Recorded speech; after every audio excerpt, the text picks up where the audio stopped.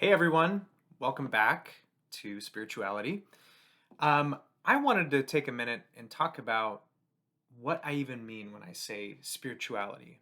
And when I say that, I'm referring also to my play on words with how the channel was even started, how this name came to mind for me. And really, it comes from the thought of how spirit and you and me we're not really different. And what I mean by that is the line of distinction between the divine and us should be so hard to differentiate that the more we get in touch with who we are, the more we get familiar and acquainted and truly accept and embrace all of who we are in this process of ongoing discovery, the more we will then understand and come to know the divine. They're hand in hand, and so spirituality is to really um, center something that, for those of you who have gone through the deconstruction process, um, can probably relate to. That in a lot of fundamentalist circles and a lot of evangelicalism, for example, which is where I came out of, um, ourself is essentially like a letter word. It's seen as depraved, wicked, um, inherently sinful, broken, flawed. All these really harmful and damaging views of self.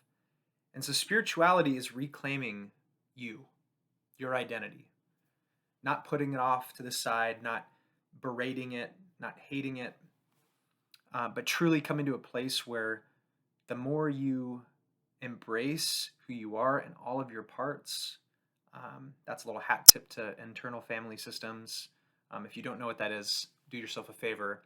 And after watching this, go look up internal family systems.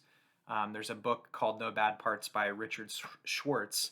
Highly recommend. But anyway, tangent aside,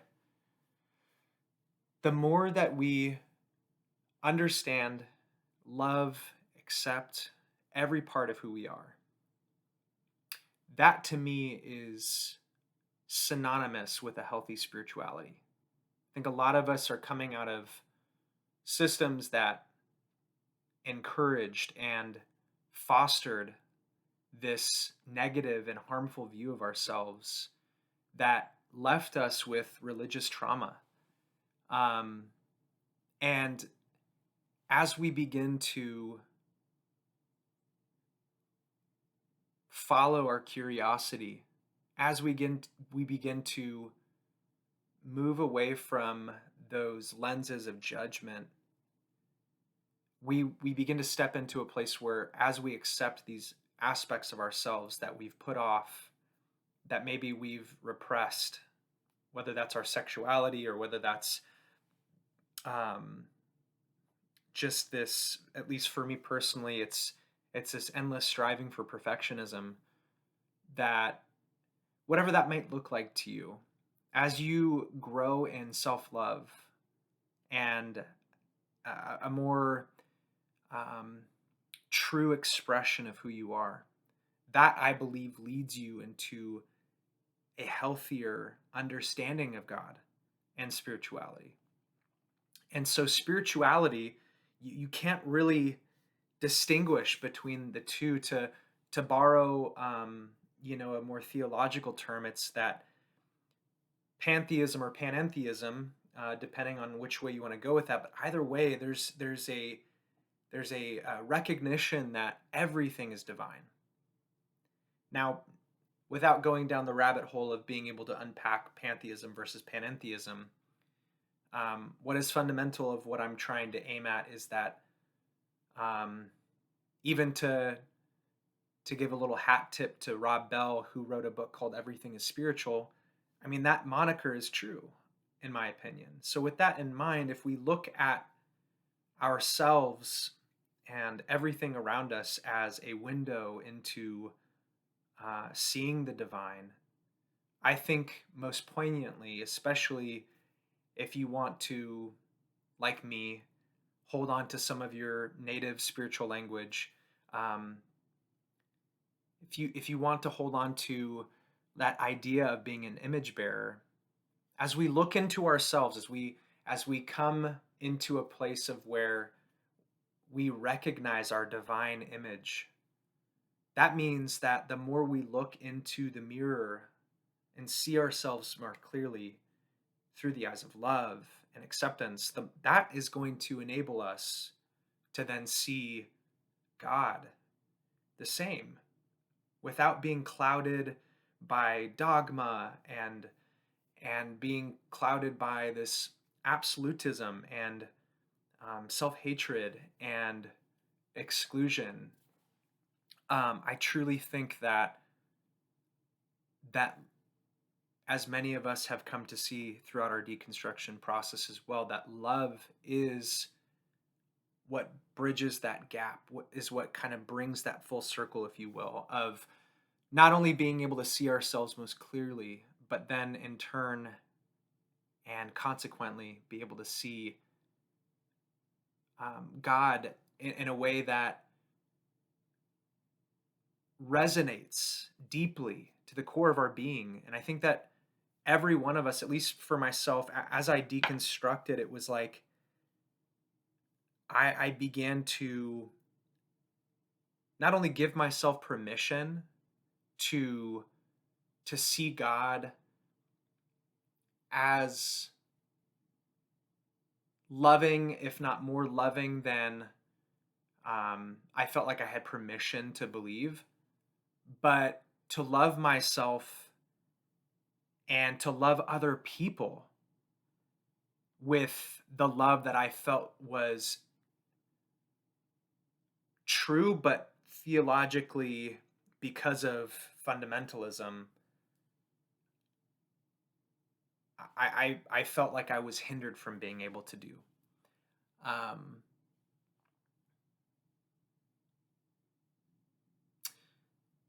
so yeah, spirituality. At the center of it all,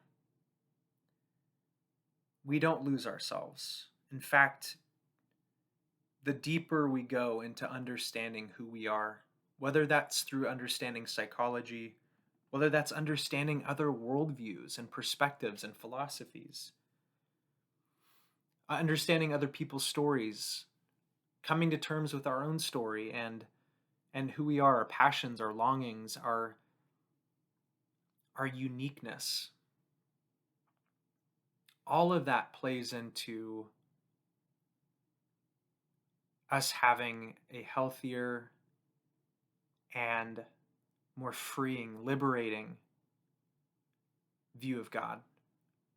Because, like I was saying from the jump, spirituality, you cannot separate having a healthy view of yourself and having a healthy view of the divine. The healthier, the more intimately you know yourself, the more you embrace with radical acceptance. Little plug again, I'm plugging things. This book right here by Tara Brach, highly recommend. The more that you accept yourself, the more you're free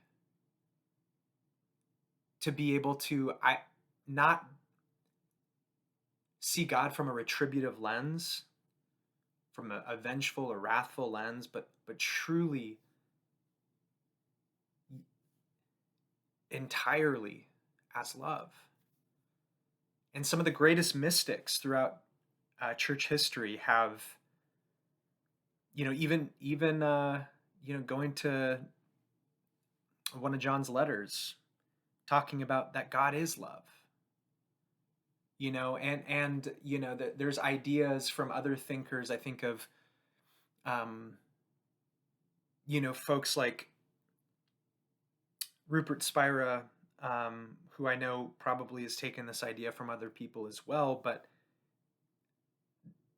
that God's being is our very being. So there's this inextricable connectedness that we are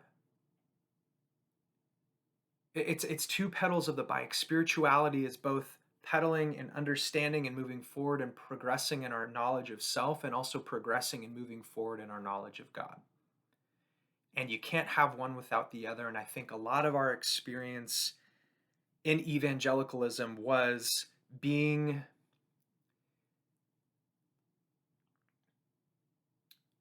held to this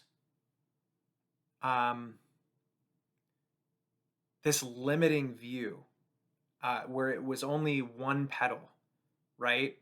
And the other pedal was pulling us back, meaning we're trying to, it's almost fighting against itself. It's hating ourselves in a sense as a holy endeavor. And truly, it couldn't be anything further from that.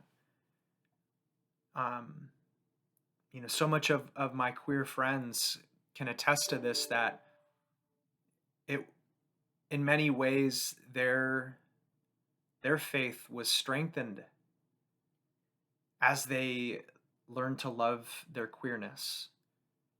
And so many other stories within that as well speak to that our being and God's being is shared. There isn't a separateness. It's a together thing. So spirituality is a together.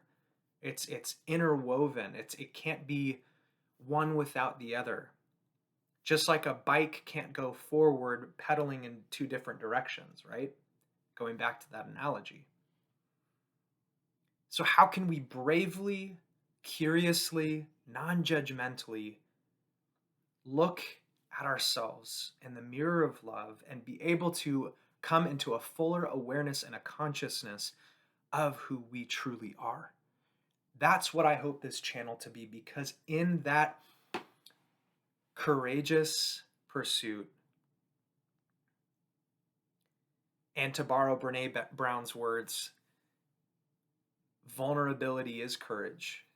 And those things are hand in hand. As we courageously and vulnerably look at ourselves through the mirror of love, the more I believe we will see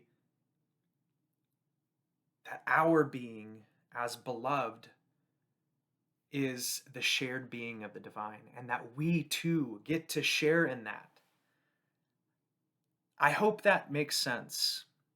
And if it doesn't, that's okay. I hope something resonated with you. And if you walk away with nothing else from this,